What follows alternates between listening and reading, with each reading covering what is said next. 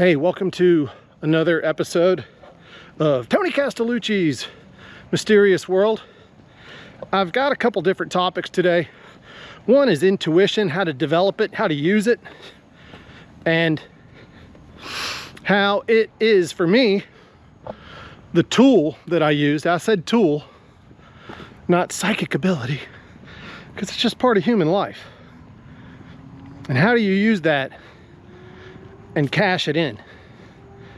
Well, I used to read a lot of Stuart Wilde, and he wrote, "The trick to money is having some." And he had a lot of real practical metaphysical ideas. And by practical, I mean stuff that you can use and take to the bank, cash them. You know, habits and natural abilities that all humans have, that you can attract abundance to yourself, right? And you know, back in the 90s, you used to have to go to these metaphysical bookstores, and you know, that was always a little weird because there's always that bit of airy-fairy.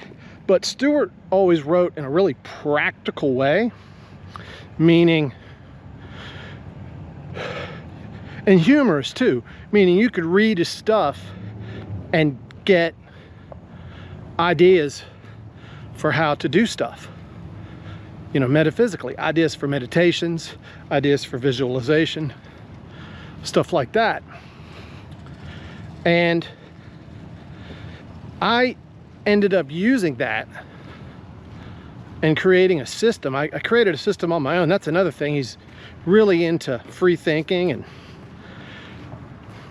you could always tell the metaphysical authors that were just, let's just say, full of shit, because they would use these really overtly flowery and long sentences just to say, you know, go over there, go do this, right? Where Stuart Wilde would say, oh, well, you know, you can get into a meditative trance.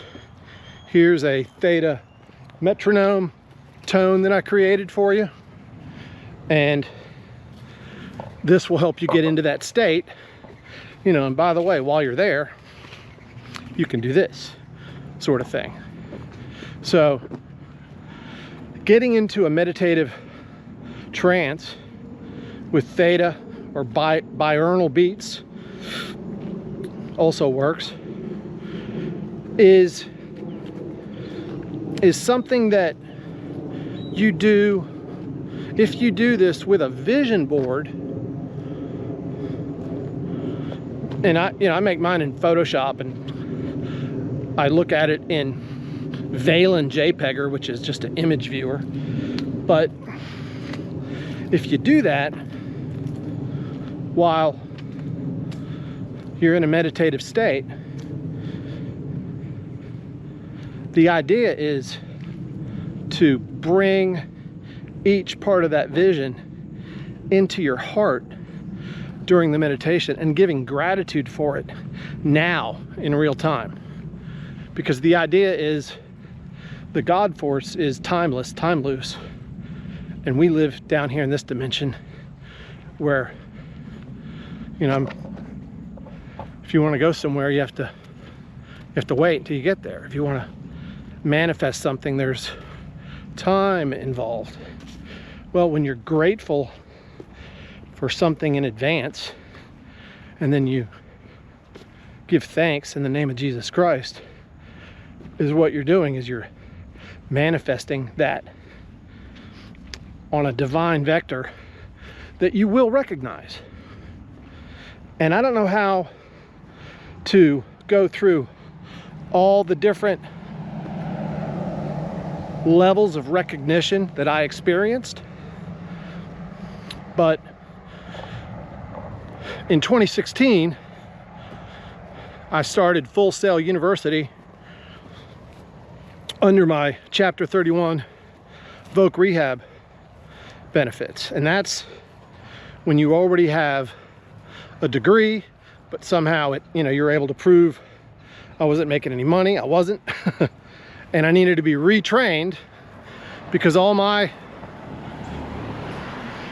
training was analog. And even though I knew all the digital stuff because I'd worked in it and trained myself, the degree really carried a lot of weight. A Bachelor of Science in Digital Cinematography, at least in so much as it carried weight in being able to gain full-time employment. What I didn't know, and I graduated in 2019, and probably 6 to 7 months later, a position opened up in San Antonio, and I didn't even realize this at first, but when the DoD trains you, sends you back to school, they want to cash in on it. So I moved to San Antonio and worked for Department of the Army for about, I don't know, a year, maybe a year and a half, and transferred to the Air Force. These are all as a civilian. I'm a Marine, so cashing in on those benefits, and they're good jobs and they pay well, and but you quickly find out, especially if you're Bitcoin mindset, and I wasn't 100% Bitcoin mindset. For me, it evolved over time. But is what happens is you start to realize you're surrounded by normies. And where it really hit me hard was, I transferred back to Pensacola, had to say goodbye to my parents, and that's all done now. So, but when I was working for the Navy, my Bitcoin mind expansion, let's call it, had really peaked. I'd been to a Bitcoin conference. I realized, oh, I need to get my Bitcoin into cold storage. I thought it was in cold storage. I had it on a hot wallet, but I had the password backed up on a steel word key cylinder. I thought that was cold storage. I live and learn. Went to the conference, figured it out. And,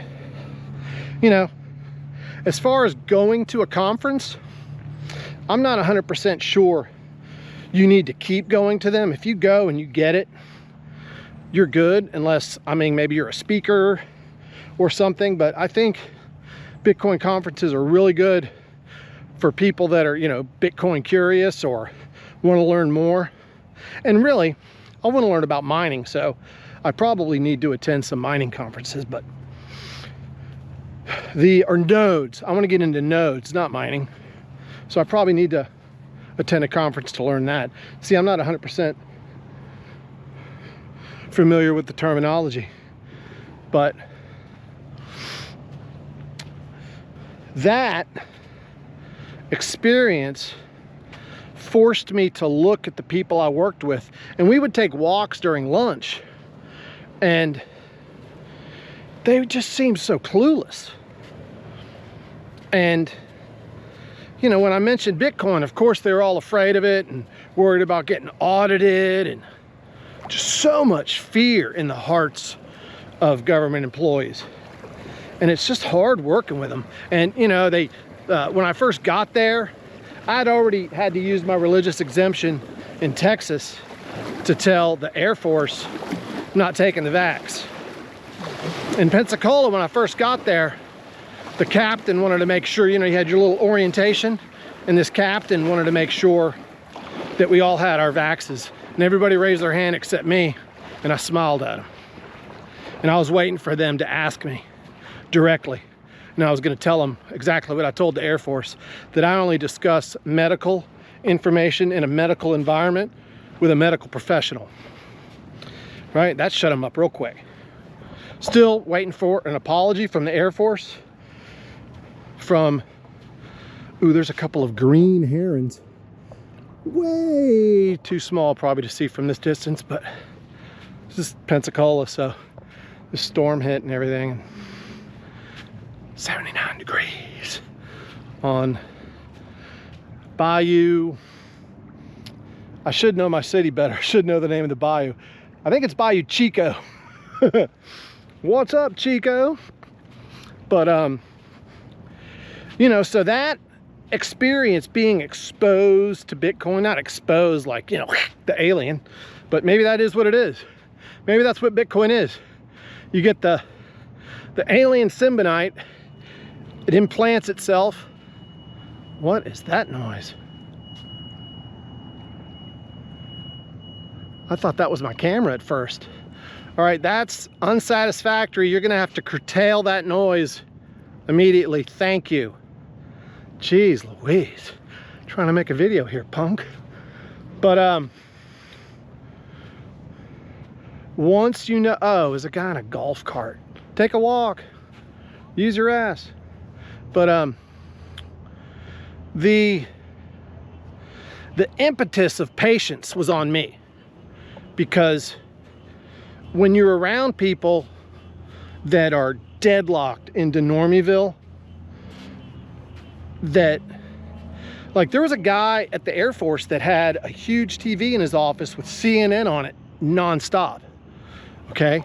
And then when we had a commander's call, General Wills, it was the best commander's call I ever saw in my life, and the first thing he said when he walked on stage, don't watch TV news, it's all lies.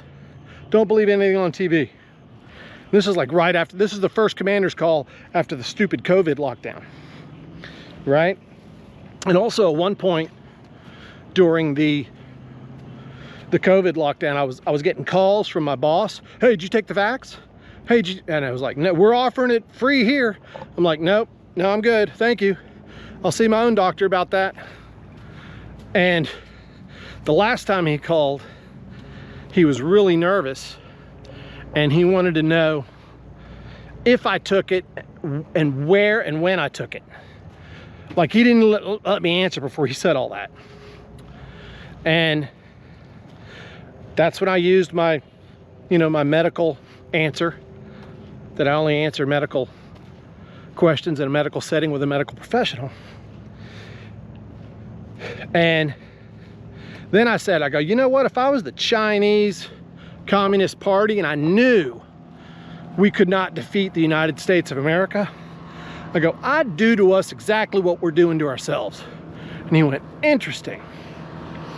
And then pretty soon after that, I don't know if my statement to him made it up the line. I'm sure it was being monitored, but someone heard it. And pretty soon, things started to collapse for the scamdemic. And the scumbags with the reverse again. Stop with the reverse already. Just learn to drive forward. Nobody wants to hear your stupid beep. Or just walk. Dirty pigs. But calling people I don't even know dirty pigs, that's pretty funny. I don't really mean it. It's just, you know, getting annoyed by. We used to, we had those in the Marines, those buzzers, to alert you that drove a 5-ton truck, and these trucks, you had to tighten the air tank valve to fill the air tanks for the air brakes, air over hydraulic. And it was so loud in there that we would shove mud into the speakers. And before inspection, you would just get it out with a screwdriver and clean it.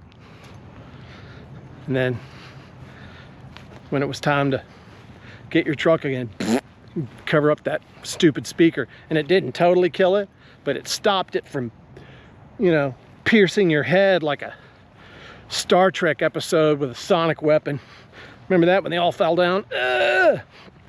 Except Spock, because they took his brain, Spock's brain. But but you know, that experience that I went through with the Air Force, you know, again, following that path, I knew, all right, I'm suffering for a reason. You know, in the back of my head, I had this faith. Well, that crisis, that scamdemic, led me to get a Bible. And I was not a religious guy. I was spiritual and I was into meditation. But I'd grown pretty annoyed with Christians in general. And I mean, I grew up in Pensacola, and we're one of the cities where Christians took the extreme, and a guy blew an abortion doctor's head off point blank with a shotgun. That happened when I was in high school. And even though I do find abortion abhorrent, I find point blank murder with a shotgun that's even worse, especially the guy's, you know, a doctor. Could he have been talked into doing something else? I don't know. And the smug look on the guy's face, I'll never, because it was on local news, WEAR TV3. The smug look on his face, like, okay, I'm going to heaven, was kind of like the look on his face. He's like, you know, proud to be sentenced, proud that he blew a guy's head off. All right. But there again, there's a perception issue. And also, I've had a few people that call themselves Christians tell me that intuition is of the devil, which it's a human, your pineal gland emits DMT, which is the God molecule, how you experience God. And I noticed when I got away from drinking several times before I finally quit, but I've had so much less alcohol than people I grew up with that I can see their lack of intuition, and I can see how it's calcified their pineal gland and not allowed them to experience life the way I experience it. So that's one observation. Another one is, you know, when I was working for the Air Force and they were, you know, really adamant about, you know, take the vax or lose job. And, you know, I went full jarhead on the guy, and I had no regrets about it. And then, but because I went full jarhead, and when I say full jarhead, it was on a Teams call. And I think if I was in the room with the guy, I would have jumped on the desk and looked down at him and yelled at him. But through all the curse words and whatnot, the you know, communist came out, anti-American came out, because that truly really is. You've lost the plot. And you know, the Air Force never apologized. But like I said, I bought my first Bible. And when I bought my first Bible, you know, I spent a little bit of money on it. I wanted a nice one. But I was looking through it to find passages to support my religious exemption from the jab. And as I was doing that, I realized the same buzz that one gets with the pineal gland when you meditate, I got the same buzz reading Bible verses. And that's when I realized, okay, the people that created this Bible, wrote this Bible, they did it in such a way to activate the pineal gland. So, I mean, one thing I have not done yet, I'm sitting here right by water, I have not yet been baptized. I don't think my parents baptized me. By the time I was born, they were kind of done with the church.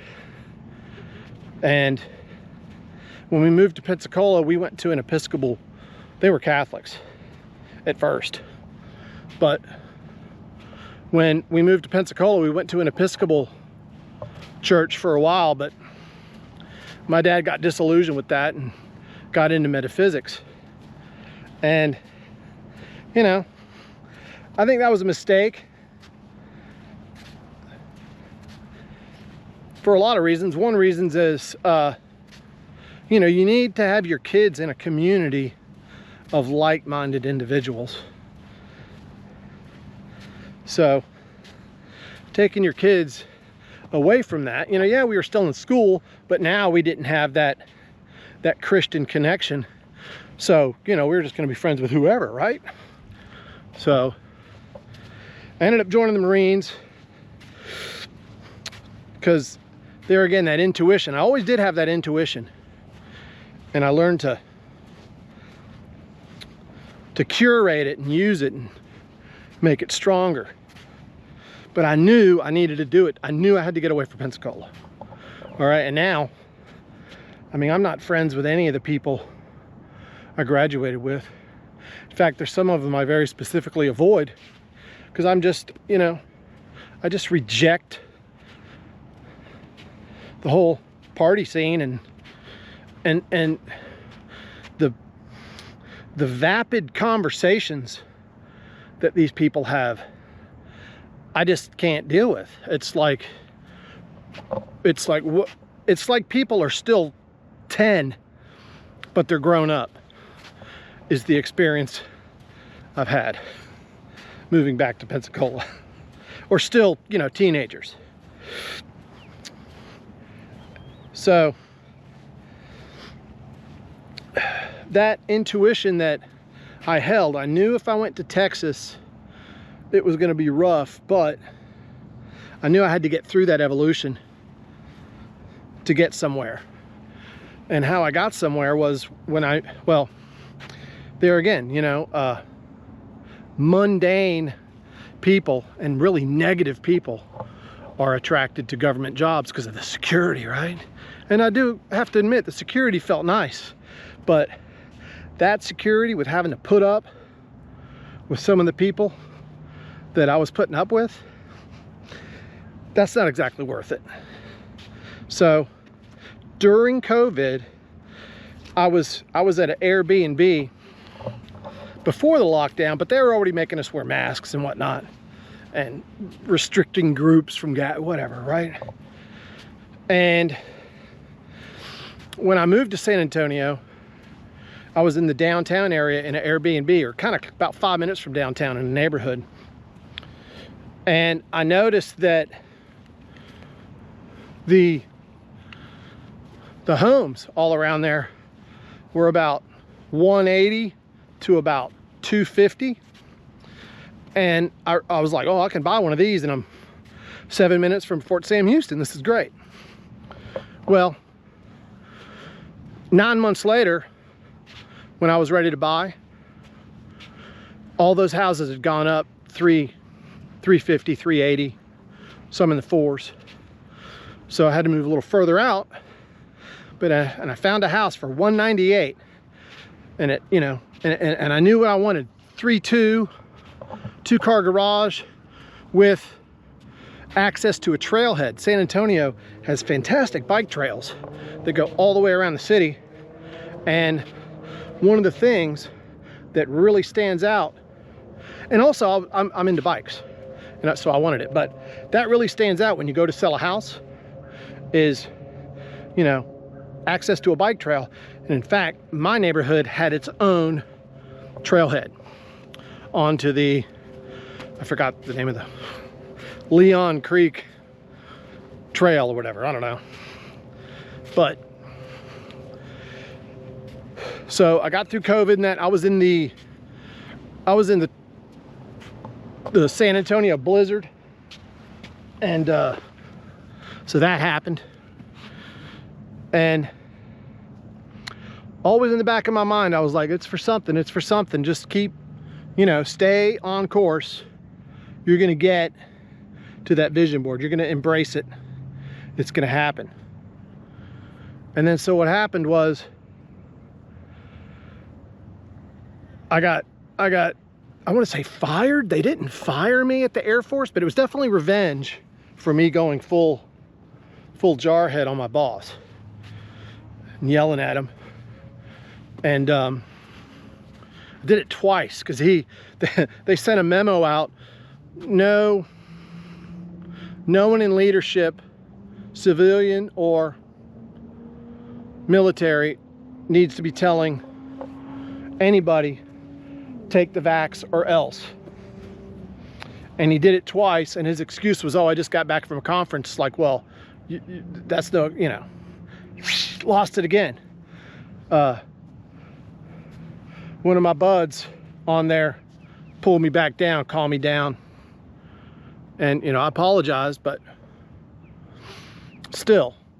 So they called me in there, and he was pretty slick about it. He didn't fire me. They got rid of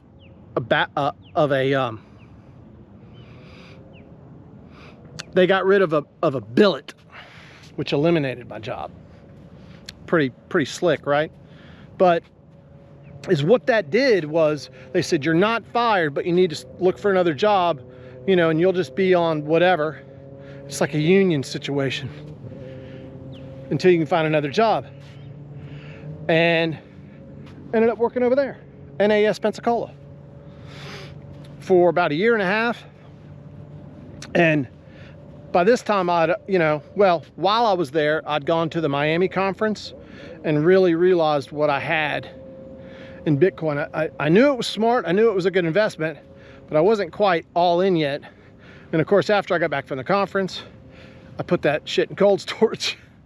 But it was so stressful working for the Navy.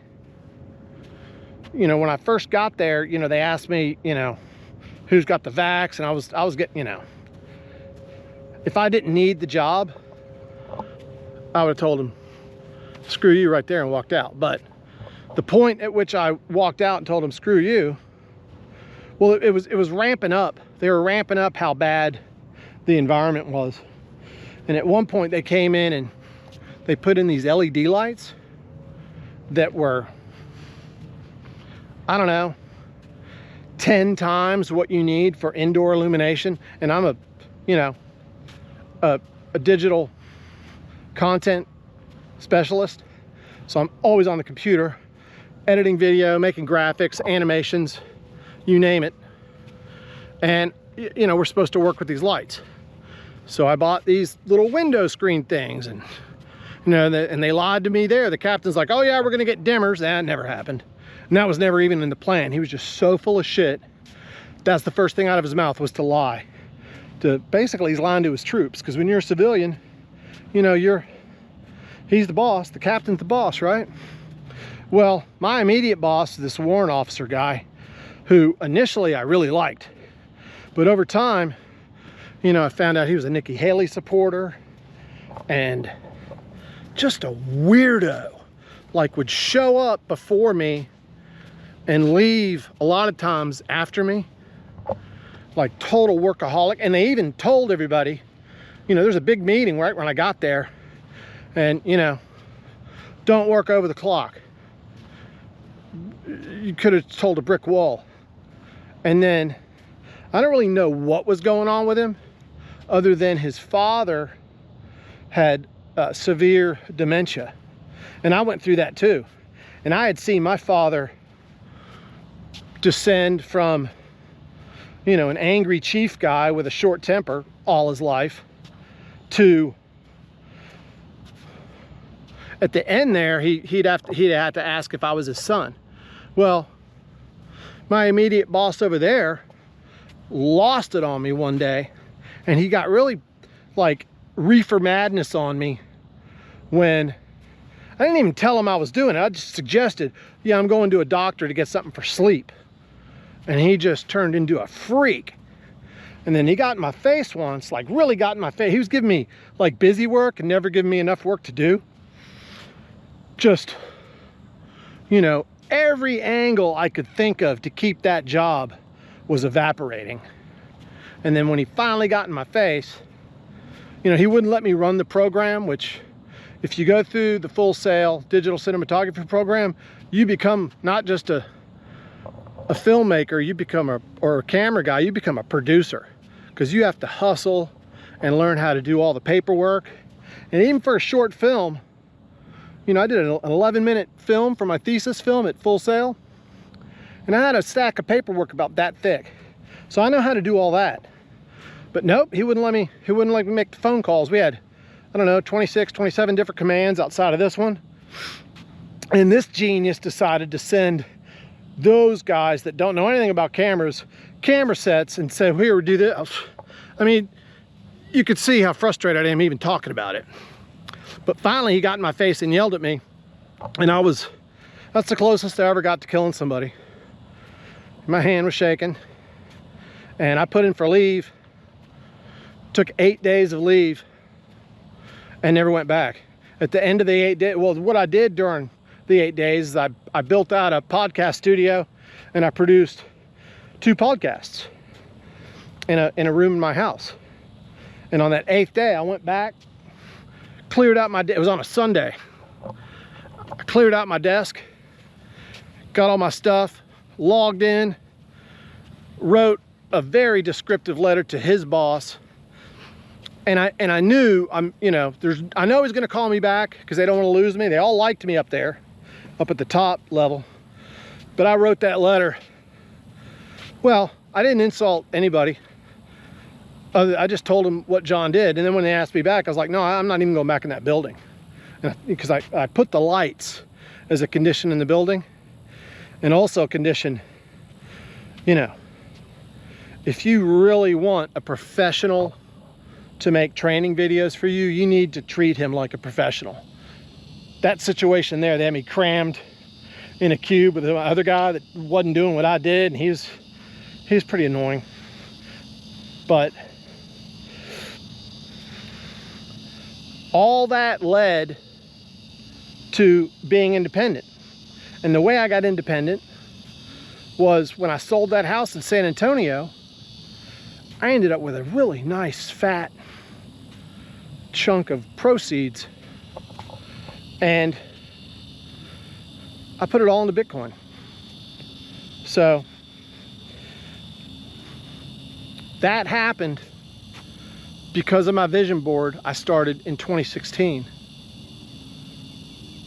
You either, if you want to be metaphysical about it, clearly you're creating like a black hole or a sun where you're gravitating your goals to you.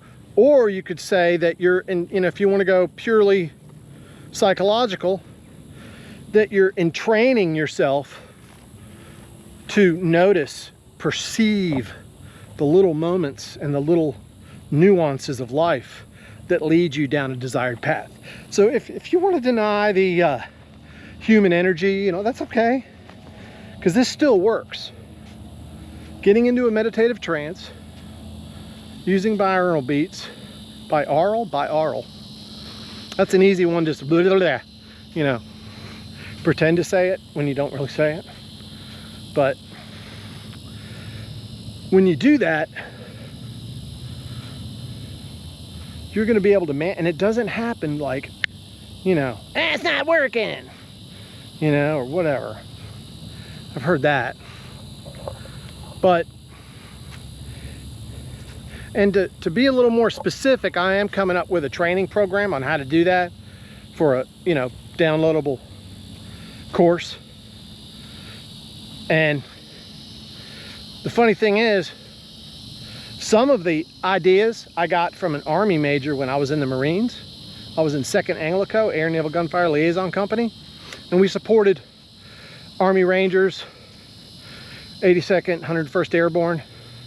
So we had this Army, we had Navy officers and an Army officer in our unit. And the idea is we liaison with other groups, Naval Gunfire and Marine and Navy close air support. Worked with the British Royal Marines. So it was pretty, it's kind of like being in the Avengers. All these real top-notch people. One little company. We weren't even a battalion, a really tight little group. And they specialize in all kinds of cool stuff. Like, I got to do anti-terror stuff before, and that was even cool, back in the 80s. But this major came through, because all the officers, major and above, during an inspection, they would come into your rooms and look, and he was on the detail for my part of the barracks that time, you know, 3-man rooms. And in my bookshelf, I had a book, The Force, Stuart Wilde. And he pulled it out and looked at it. And this really blew my mind years later when I saw The Men Who Stare at Goats, because, you know, here's an Army major in my face that probably was read into that, or at least knew about it. And he said, he goes, you know, he goes, this is really valuable stuff. He goes, especially to the war fighter. He goes, you can avoid harm if you develop what's in this book. And that's kind of what he said. I don't really remember exactly. And we ended up talking for an hour. And to the point where I got ragged on by my fellow Marines about being, you know, his boy or something. I don't know, you know. It's always going to happen in those kind of situations. But developing the intuition really led me, you know, and not questioning it, learning to trust it. That's also part of being a creative professional. And that probably amplifies that gift that I already had. But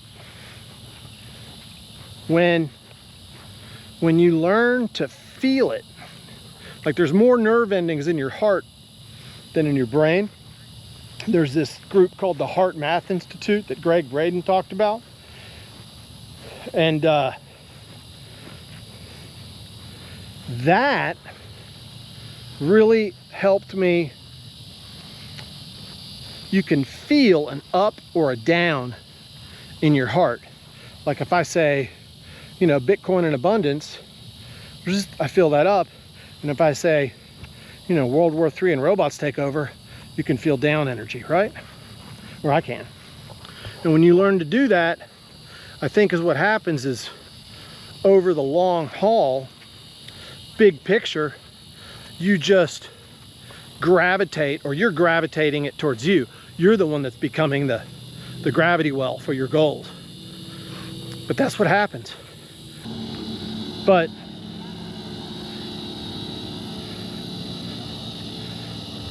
it allowed me to focus on what I wanted to create, which was to be independent, have my own house, and be wealthy. And at the time, you know, because I was a digital cinematography graduate from Full Sail, I thought wealth meant making a movie, right? I thought that meant becoming a rich director. Oh, little waves from that boat. But I didn't really realize it meant Bitcoin. And then during the lockdown, you know, turn a negative into a positive, I watched so much Bitcoin content. I've got to be over 100 hours. You know, and sometimes I would just listen to it and do something else. But is what it made me do was realize, you know, everybody back then in 2022 was saying, oh, you got to get the one Bitcoin. You got to get the one Bitcoin. And the perfect lineup of circumstances blessed me when the position opened up in Pensacola, NAS. I sold my house, and right when I got the proceeds, Bitcoin dipped under 16 grand. So that is how manifestation works in a divine fashion. Even if you're too hard-headed to see it sometimes, gotta make it in film. But we all see what has happened with that. You know, for a while there we thought, oh yeah, man, this is the explosion. Netflix, Amazon, everybody's gonna get to make a film. Well, is what we found out is Netflix and Amazon are only paying like maybe 10% over what the film costs. So what that means is nobody's making any money unless you're getting it guaranteed right up front. And like, I'll give you a good example. There's a guy in San Antonio that, I worked with a guy in San Antonio who told me about a friend. He bragged about his friend that got a 3-picture deal for $1 million. And this is after I had learned that you can go to the American film market in Santa Barbara and secure $2 to $3 million to make your little budget film. Well, if you got whores doing 3-picture deals for $1 million, that $2 to $3 million deal that you thought you were going to get is probably out the window. So like literally, like no one's making money. I mean, there's some people are. I'm sure Dennis Villeneuve made a lot of money on Dune.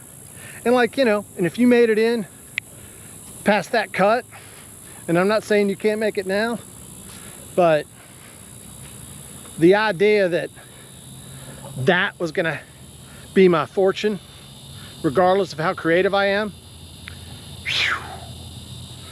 went out the window. And it didn't take long to realize that Bitcoin was that fortune. And